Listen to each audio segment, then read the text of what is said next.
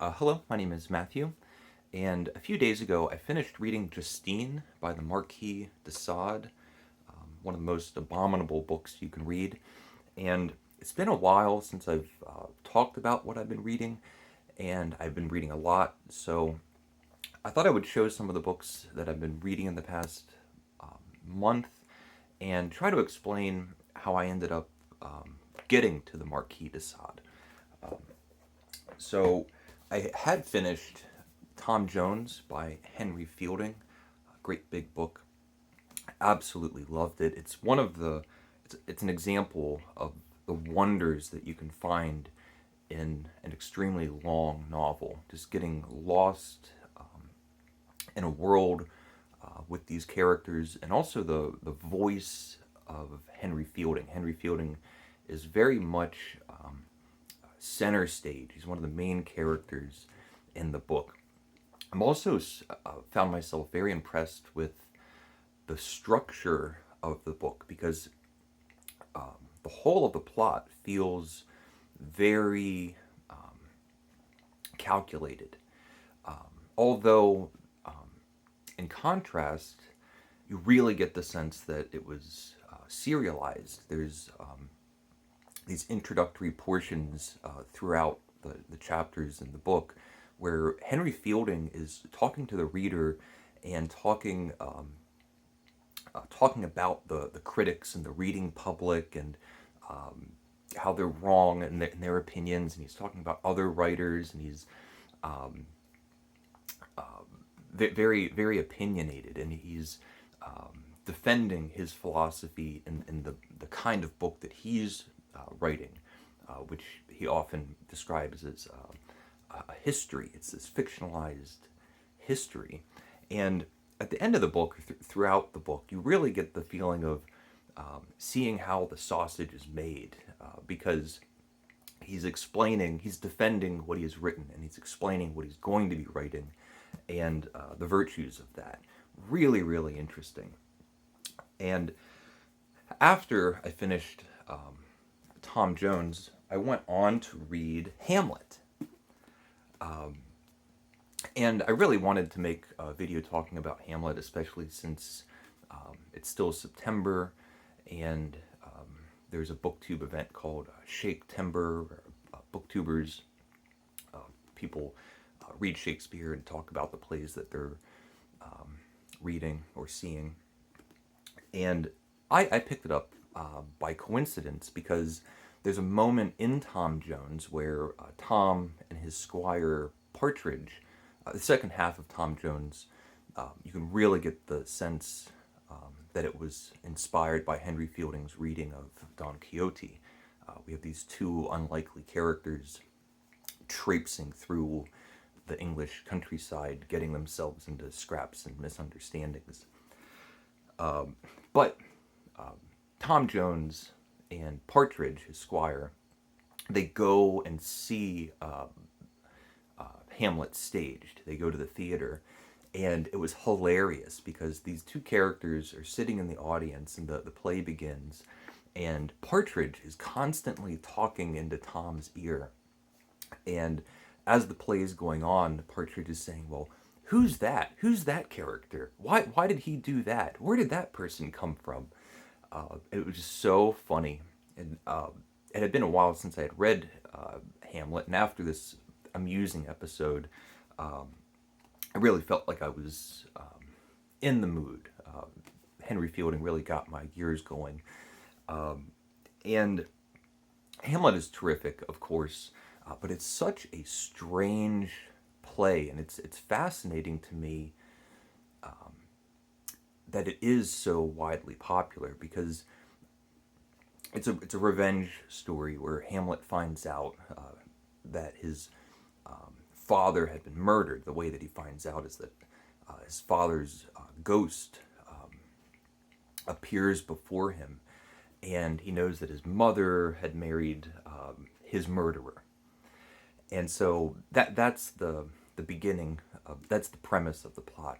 And then the decisions that Hamlet makes are just nothing short of head scratching. First, he decides, well, I'm going to pretend to be insane, and I'm just going to say things that don't make any sense. And he tells, I can't remember, his confidants, don't tell anybody, but I'm going to act like I'm insane.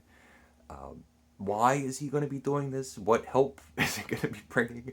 Of course, what makes it so amusing and also enlightening is that throughout the dialogues that Hamlet has with various characters, in context, what he's saying doesn't make any sense.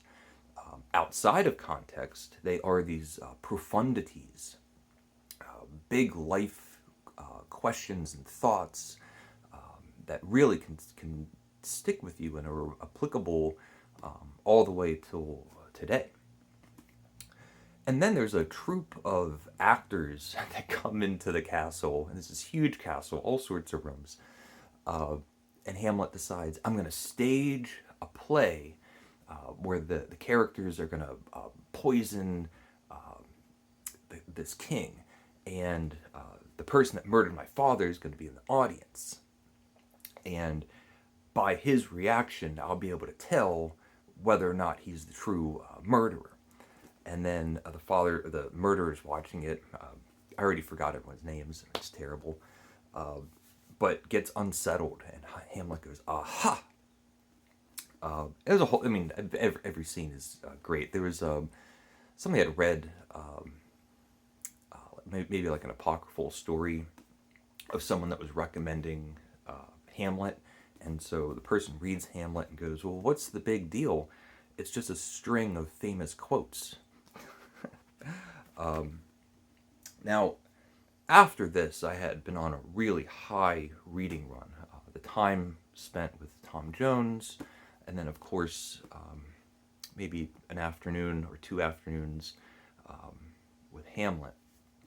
And over the past few months, the time period of my reading had been receding from Dostoevsky and then George Eliot all the way back to Tom Jones and then Hamlet. And I felt like I wanted a change of pace, maybe something more modern. And I have a handful of books on my shelves. Years ago, I went through the trouble of finding Man Booker Prize winners and buying like a couple volumes of Man Booker Prize winners. And it's actually some of the few books on my shelves that I either haven't touched or haven't read or never finished. But I had this one on my shelf, and it's The Sea by John Banville. Bestseller, award-winning, fairly short. I thought it would be bright and breezy. And I don't know, I read maybe 40 pages of it, and I was bored. I'm sure it's a very nice book. I haven't finished it. I put it down. It just didn't have any personality. It just felt like it was written correctly. It had nice, very clear, understandable, sometimes lyrical lines, but nothing grabbed me, and I just felt bored, and I didn't want to feel bored. And so I had another book, which I hadn't gotten to, and I thought to myself, well, I want to read something that is not going to bore me. And now we're back to the Marquis de Sade. And this is not Justine. This is the Marquise de Ganges. It only came out in translation a few years ago, maybe 3 years ago. And it's a later Gothic novel. And I'll talk about this in a moment, but let's get back to Justine. Where is it? Justine. Now, this is not the most extreme thing that you can read by the Marquis de Sade. He has a much more elaborate, much longer novel, which is, it's called Juliet. And so Justine and Juliet are sisters at the beginning of the book. They're orphaned. They go off in their separate ways. Justine is determined to live a life of virtue and suffers nothing but misfortune. Juliet abandons virtue immediately and basically suffers, does not suffer misfortune, leads a life of prosperity and fortune. Now, this book actually has a lot of similarities to Candide by Voltaire, where you have a character that's kicked out into the world and then has a series of adventures and misunderstandings. It's hardly, I can't say misunderstandings in this book, but just go from one catastrophe to the next catastrophe. Voltaire is exaggerated and satirical, often very dark, philosophical, where the Marquis de Sade takes his logic of a world without morality to its most possible extreme. And so we're here reading this as a witness to this poor girl who goes from one horrendous situation to another. And these are, it's hard to say, it's sexual in nature, but nothing in this book is in accordance with any sort of consensual sex. These are just sex acts, and she's encountering these monsters that are torturing her and imprisoning her and beating her and raping her. And the book escalates. And when you start at the beginning, you think, oh my God, this is some of the most horrible, deplorable, degenerate things that you could possibly be reading. And it gets more extreme and darker and more brutal and terrifying. Part two, about the halfway point of the book, and you're thinking things could not get any worse. Part one is some of the worst things that you could ever read. And then you find out we're getting into the main event, into part two, where it washes away the extremity, the extremeness of part one, and gets just so harrowing and horrifying.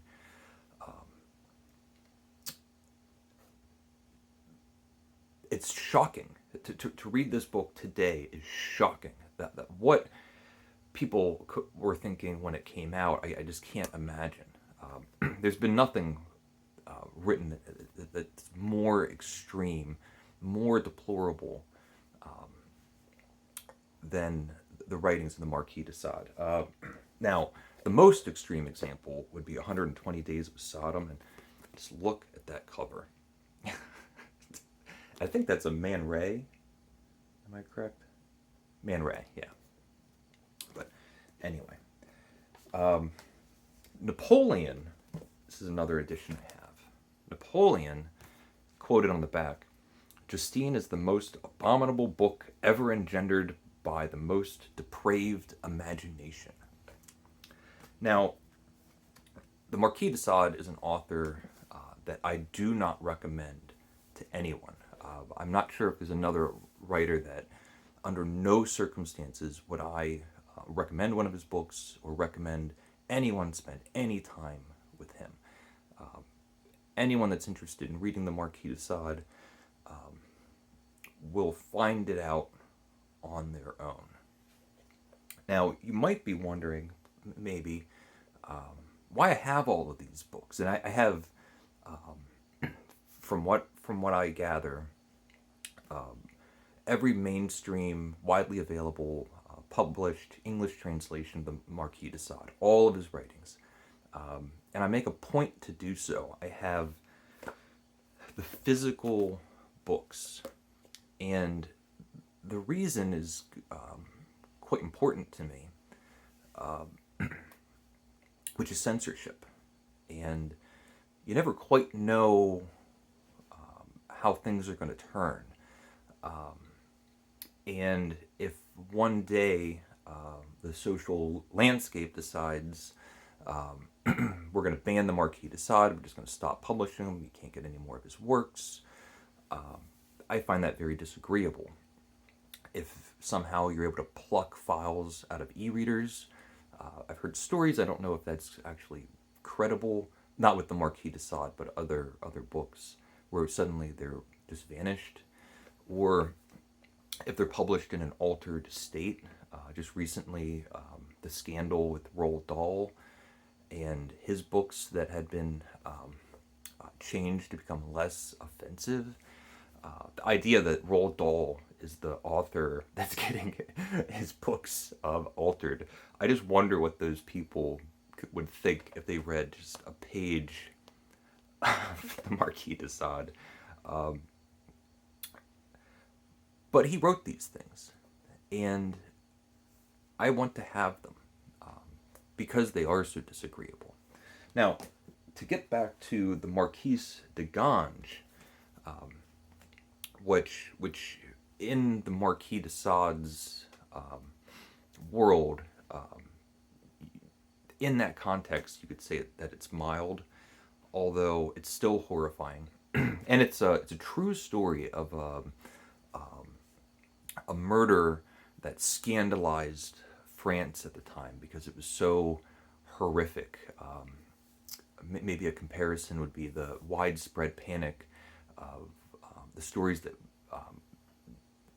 you would hear from like Jack the Ripper, and it captivated France. And the Marquis de Sade wrote a novelized version of these events, and it's about the Marquise de Gange and her husband's brothers, these two evil, monstrous, inhuman, which is very important with all of these works, because for how depraved they are and disagreeable and abominable and all the horrible things that you could say, none of these characters act like human beings. It's as if we're on an alien hellscape, where any sort of humanity is just wiped completely clean.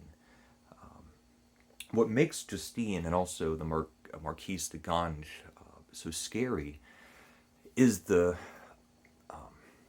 consistency of evilness. So every single person that Justine encounters is a monster whose only wish is to be strong and to crush the weak, to find pleasure in other people's pain, sadism, to find pleasure in torturing people. And as a result, this whole world feels like it's on another planet. We're not reading human beings. And there's also the interludes between the horrible acts and then the philosophical dialogues between these monsters and Justine, where inexplicably they have these articulate, very eloquent arguments where the monster is talking about there's no such thing as good and evil. There's only the strong and the weak, and nature decides. And I can't get into all the philosophical parts. And then Justine, shockingly eloquent after the atrocities that she goes through, is also able to articulate an argument for goodness and virtue and God. In this book, it's a little bit more smaller scale, smaller group of people. There's of course tortures and lying and gaslighting and imprisonments and horrible things. But again, it's scary because these two brothers both want to sleep with the Marquise de Gange, their brother's wife. She also has a fortune, and they want to ruin her. So they want to sleep with her and also ruin her. And they create these elaborate situations where the Marquise de Gange keeps finding herself in these perilous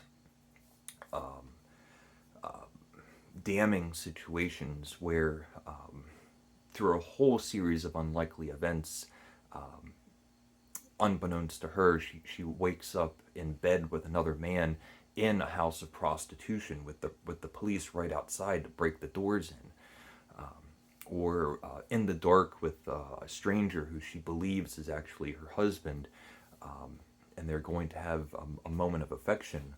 All the while, it's set up to make as if the Marquise de Gange is unfaithful, and the husband is actually looking through a peephole, seeing all of this happen, and these things escalate as well. Now I'm reading Scenes of Clerical Life by George Eliot, and I came across a line in here, which was "Wisdom of a Serpent," which is Matthew 10:16, which really made me think about all the time I had spent with the Marquis de Sade, because for all of the horror that I've been talking about, the one thing is that there's nothing actually convincing. There's no convincing argument. There's no believable argument. It's just the mad rantings of a lunatic feverishly writing, what's the worst thing that I could write? It really reads as if it's the wisdom of a serpent. And I've been reading Scenes of a Clerical Life. The first short story, or first story is the Sad Fortunes of the Reverend Amos Barton. And we're coming up on October, which is Victober, but the reason that I started reading it was for a palate cleanser, to have small-scale pastoral stories of people that are living lives in little towns and having gossip and having interests, and generally characters that are acting like humans. So that's I've been reading a lot of other things, but that's the bulk of what I've been reading, and I thought it'd be kind of interesting to give a sense of how I ended up where I ended up. Let me know what you think. Let me know if you've read any of these books or have any thoughts on any of these books. Excuse my pronunciation on any of the French words or English words I said. And thank you for watching. Please leave a comment if you would like, and take care. Thank you.